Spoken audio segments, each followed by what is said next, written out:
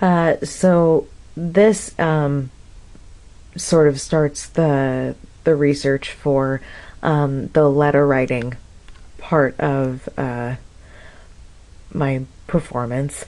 And most of these images are of Abigail Adams. Abigail and John Adams are now very famous for their letters to each other, and the nature of their relationship. They were a true equal partnership, and very good friends as well as partners.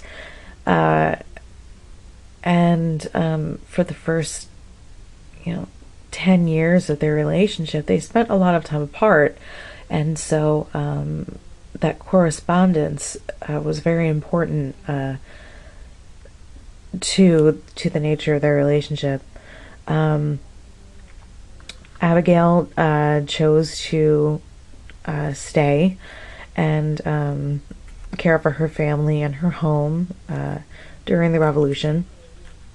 And I believe there was about a 3-year gap while John was in France that he did not write her. And to go through something like that, especially with the sort of relationship that they had, must have been absolutely devastating for her. And she still has to be a mother and still has to, go through the same things everybody else is going through, but she doesn't have the support of her partner. Now, I'm not talking about woman's ability to fend for herself. What I'm talking about is a woman who's in a relationship with a partner whom she thought she could trust, and that bond is broken. It's earth-shattering. So I really respect her, and she, as well as a few other women, have inspired the writing portion of my performance. Now, design-wise, I have a few different pages that I wanted to show. As I mentioned in my writing to you, that I wanted to sort of visually express what it must have felt like to be buried in one's grief, and or buried in one's thoughts. So I thought an interesting way to maybe demonstrate that was to be buried in her own words, in paper and ink. So the top half of what our player will be wearing will be sort of regular dress, but the bottom of it will eventually turn into paper and letters. So let's see here. We have this is actually of an office scene, but I really love the way that the paper is stacked and sort of cascading off the desk there. And I have also noticed the similarities between blood and ink. I do not want to get too literal in my interpretation there.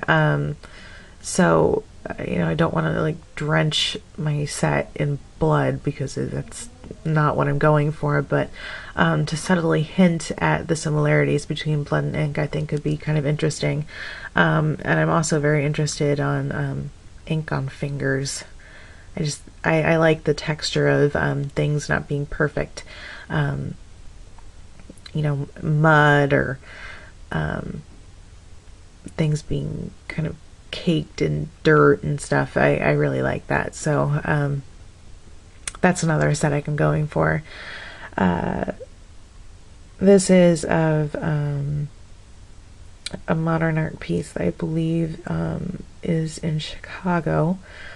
And this is very at the center, I think, of the of what I'm trying to do visually, and I sort of like how you can compare a historic silhouette to something that is very modern, and the integrity is still there.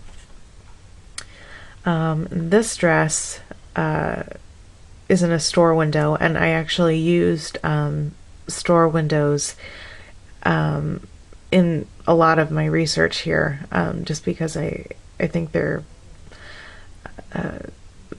very creative. You know, using household materials in different ways that you in unexpected ways is very interesting to me. And more quills and ink. And then these are more about the dress than the concept. This middle image here is probably most similar to what I was thinking. These are actually, if you get in fairly close here, they're almost trumpeted, and I like the aesthetic of that. And on the bottom of this one, again, the blood and ink similarity is there. I think that's kind of interesting. That's one made of newspaper. And another store window image. I also intend to have the dress be like a parchment color with ink, similar to this dress. But that's kind of the imagery I'm going for. It's surreal. And I like the idea of having surreal imagery be part of something that's very much based in reality.